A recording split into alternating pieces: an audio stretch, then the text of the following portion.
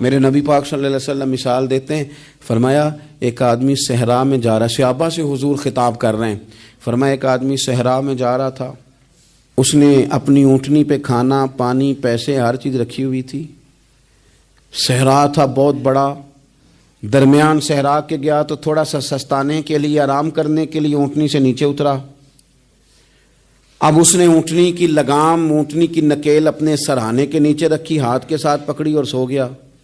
تھوڑی ہی دیر کے بعد جب اس کی آنکھ کھلی تو دیکھا اونٹنی غائب ہے۔ صحرا میں وہ پیدل نہ آگے جا سکتا ہے نہ پیچھے جا سکتا ہے، نہ دائیں نہ بائیں، کھانے کو روٹی نہیں، پینے کو پانی کا قطرہ نہیں، تھوڑا ادھر بھاگا ادھر بھاگا، تھک گیا۔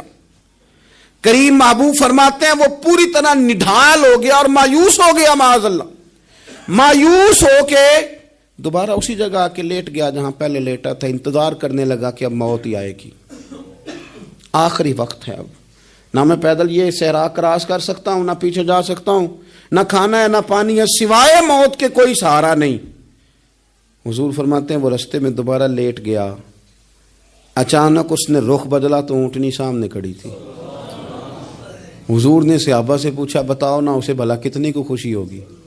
یا رسول اللہ جسے نئی زندگی مل گئی ہے۔ آپ دیکھیں نا سارے ڈاکٹروں نے کہہ دیا کہ اس کے تو گردے معدہ جگر ہر چیز ختم ہے، گھر لے جاؤ خدمت کرو، ہر طرف پریشانی ہے۔ وہ بندہ بھی سمجھ گیا ہے کہ آخری وقت آ گیا، کل جاؤں پرسوں جاؤں، تیاری ہو گئی، سب لوگ آ گئے، باہر والے بھی آ گئے، یہ ماحول ایک عجیب رنگ اختیار کر گیا۔ اچانک ایک ڈاکٹر نے آ کے کہا نہیں نہیں غلطی لگ گئی تھی۔ مجھے بتائیے انداز کیا ہوتا ہے؟ بغیر دوائی کے بندہ اٹھ کے کھڑا نہیں ہو جاتا، او میں تو بچ گیا ہوں۔ نبی پاک صلی اللہ علیہ وسلم فرمانے لگے اس کی اونٹنی مل گئی، بتاؤ بھلا اسے کتنی خوشی ہوگی؟ یا رسول اللہ وہ تو دوبارہ دنیا میں آ گیا۔ حضور فرمانے لگے اسے کچھ بھی خوشی نہیں ہوئی۔ جب کوئی رب کا گناہ گار بندہ آ کے توبہ کرتا ہے، رب کو اس سے کئی گنا زیادہ خوشی ہوتی ہے۔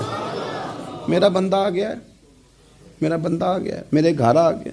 اس نے آنسو بہائے ہیں، اس نے کہا اللہ میں تیرا ہی ہوں، تیرا ہی رزق کھاتا ہوں، تیری ہی زمین پہ رہتا ہوں، تیرے نام سے میری سانسیں چلتی ہیں۔ وہ آ گیا۔ فرمایا اس اونٹنی والے سے زیادہ رب کو خوشی ہوتی ہے جب گناہگار آ کے توبہ کرتا ہے۔ گناہگاروں کے آنسو اس کی بارگاہ میں بڑے مقبول ہیں، لیکن ہم رسم ادا کرتے ہیں، توبہ نہیں کرتے۔ ہم اپنے آپ کے ساتھ دھوکہ کرتے ہیں، جھوٹ بولتے ہیں۔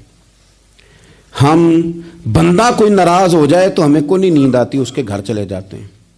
ہم اپنے سارے رشتوں کو تعلقات کو مینٹین کر کے رکھنے کے عادی ہیں۔ ہمیں پتہ ہے کہ وہاں میں نہیں جا سکا تو بیٹا بھیجتا ہوں، ہر تعلق کا ہم نے خیال رکھا کوئی روٹھ نہ جائے۔